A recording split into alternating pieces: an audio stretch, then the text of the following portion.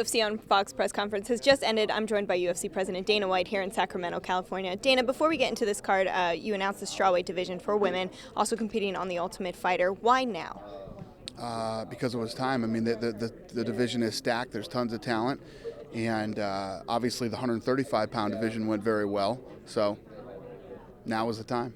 And this is the 20th season of The Ultimate Fighter. It will be all women. Did you want to do something different for this particular season, being a monumental year?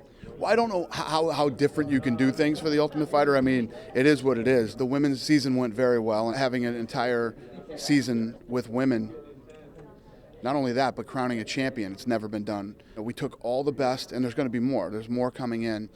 All the best 115-pounders, and they will live and train and fight, in the house, and then we will crown a champion at the end of the season. So the entire season is very unique. All right, and I know I'll get killed if I don't ask this, so no idea on coaches yet, correct? Right.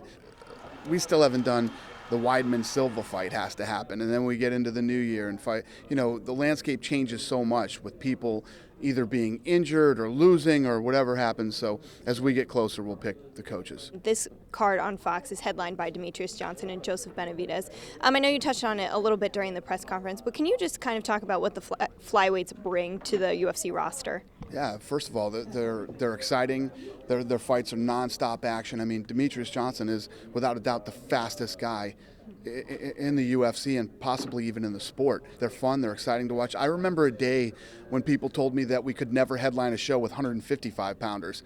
And then here comes BJ Penn, who basically built that division and became one of the biggest superstars and legends of the sport. So, every time there's change, people get a little goofy, and these guys deserve to be here. They belong here, and we think so much of them, they're headlining a Fox card for us. Yeah, somebody else who's helped build the smaller divisions is Uriah Faber. He's facing Michael McDonald. Michael's touched on that Uriah is a bit older than him. He's been around for a long time. What are your thoughts on that matchup, being kind of the old school versus the new school? Yeah, that's a great fight. I don't think people even realize what a great fight that really is. Uriah Faber has been around for a long time, and he just keeps getting better and better. It's not like Uriah Faber, is a 34-year-old who looks like he's slowing down. He looks unbelievable. Michael McDonald is a beast. The kid is super talented. He's very well-rounded, and that fight's going to be an absolute war.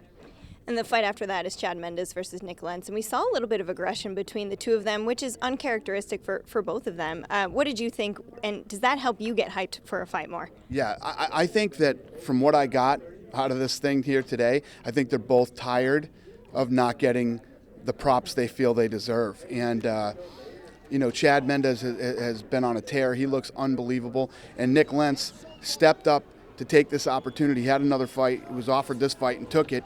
And I respect that. And not only do I respect the fact that he took the fight against a guy that a lot of people don't want to fight, but he wants to go out and prove to the world that he should be here, and if he beats Mendes, he's definitely going to prove it. I love that stuff. I love what both of them said. I love the attitude, and I love the fact that they're both tired of being ignored.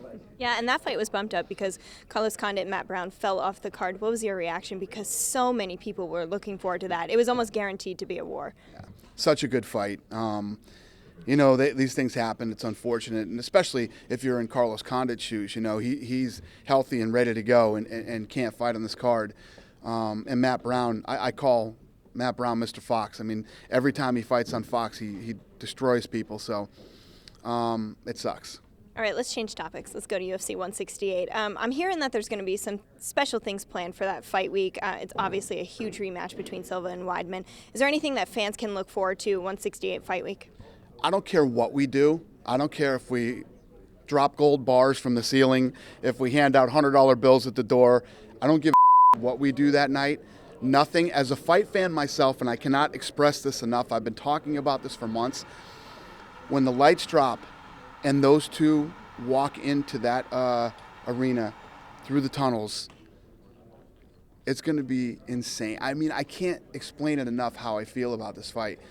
And it's very rare. Obviously, Ronda Rousey, Miesha Tate, and the rest of the card, I can't think about anything else. It's like a Mark Hunt, Antonio Silva fight. I mean, when Bigfoot and Mark Hunt fought that night, I'm not kidding you, for the next 4 days, every morning when I open my eyes, the first thing I thought of was Silva and Hunt. That's how sick that fight was and how much I loved it. We've had an incredible year of amazing fights with big talent, and to end it with Weidman Silva, I cannot wait for this fight. I'm not thinking about anything else. Yes, we're going to do a bunch of cool shit if you show up. We're going to do fun things, and the event will be all I care about is that fight. I can't wait to see it. I can't wait till the lights drop. I can't, like the other night, Joe Rogan called me at like 12:30. We do this sometimes. We're freaks like this. But he calls me at 12:30 at night, and we talk till 2 in the morning about that fight. This is one of those fights that's so big, it spills over into the people who are casual fans and into people who don't watch the UFC. That's how big this fight is. All right. Thank you so much for taking the time to talk to us, Dana. We will see you tomorrow. Thank you.